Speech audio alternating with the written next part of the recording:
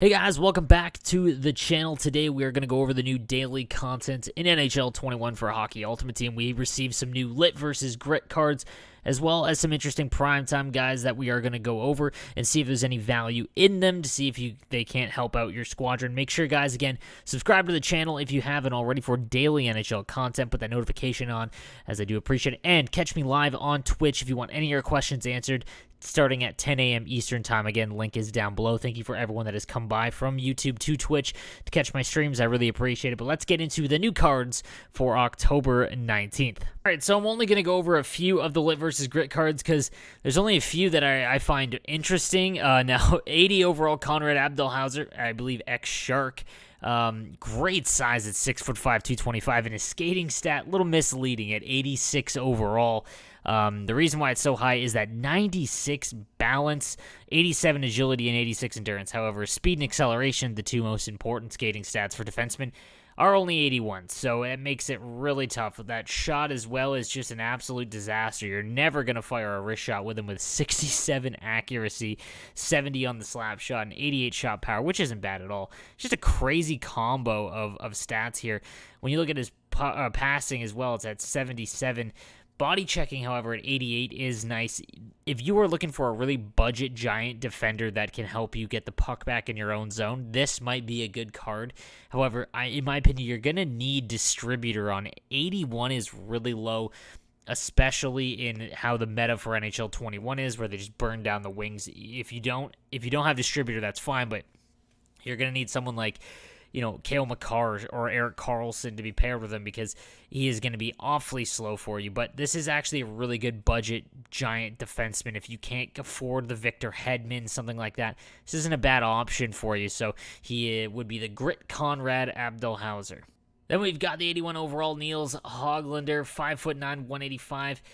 Now, that's fine that he's small. It's just you want to see higher speed. 83 isn't bad. Again, if you had distributor, he'd be up to 86. But even with wingman, that works for acceleration, but nothing much else. And 79 accuracy, 85 wrist shot power, not enough to warrant going out and getting him. There's a lot better left-handed players, even if you're a free-to-play team, because this card is going to cost next to nothing. I think there's a lot of other cheap options that I would rather have than the 81 Hoglander. And then we've got the 82 overall Jesse Puljujarvi, one of the best cards from NHL 26, 4'4", 211, elite size, and 84 skating across the board with an 82 wrist shot accuracy, 84 power. Again, not a bad card at all. And again, if you have that distributor synergy up to 87 speed, with the fact that he is so useful in the defensive zone with that size, you could do a lot worse for budget right-handed forward cards. This is a really good card to have on a line with someone smaller on the other side. Say you have Howie Morenz or someone, maybe Yvonne Cornway. This would be a great card to pair with on the other side. But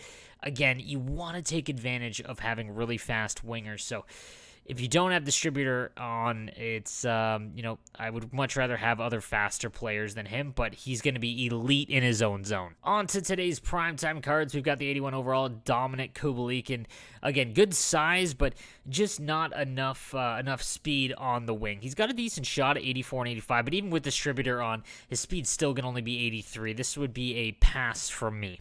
Moving on to Tyler Pitlick. Not a bad option for a right-handed winger. Obviously, he's listed as a center, but 67 faceoff, just not going to work. Has howitzer synergy, which makes this card very interesting. 87 speed, and that's without distributor. 85 agility, and then he's got his wrist shot at 80 accuracy, 86 power. That makes him definitely usable, and the fact that he's 6'2" means that he's going to be pretty useful in the defensive zone as well. This is actually a really nice budget right-handed winger card that you can go and get, and he is going to be extremely cheap. So if you're a free-to-play player, I would look out for this for your bottom pair, your bottom six. Then we've got the 83 overall Tristan Jarry, 6'2", 194. This is a nice looking card in terms of build at 6'2", and then stat-wise, not bad at all either. The only problem is he only got the Swarm synergy, and it's just not a very, very good team synergy. You could do a lot better in that sense. I would rather still save up for the Carey Price or Vasilevsky, but Jarry isn't going to be that bad for you, and if you can get him for cheap, he might be a decent option until you can afford one of those two guys. Moving on to the 83 overall, Tyson Barrie, 5'10", 190. His card last year was one of the better right-handed cards for defensemen, but speed only at 84, acceleration is nice at 85, agility 87, also good. And he has a decent shot, 87 power, 81 accuracy on the slap shot, decent defensive awareness at 85. In terms of right defensemen, there again is just not a lot of great options. I mean, in terms of outside of the best ones, you've got Chris Letang, Klingberg. This isn't a bad option for you. So if you are looking for a budget right-handed defenseman, this Tyson Barrie card could be it. The only problem is that shutdown is just not a very good synergy at all. So there are far better options in that sense. But if you can get him cheap, not a bad option for you guys. And then we've got the 86 overall Anze Kopitar, now one of the best centers in the game at 6'3", 224. Again, that speed low, but center is the only position that you can get away with having slower players. Face-off rating all the way up to 87. He has a really good shot at 87 accuracy, 89 power, all of the hand stats in the high 80s. If you have distributor as well, I know I'm going to mention that a lot, guys, but it is one of the most common ones if you are able to get distributor activated. 3 to speed is a very big increase. That would make him fantastic, but this is a really, really good card. I'm curious to see what he's going for. I have a feeling it's going to be in close to 100K maybe, but 60 isn't bad. I mean, that's not bad. Again, he's going to be one of the better centermen just based on his face-off rating alone and size in the defensive zone.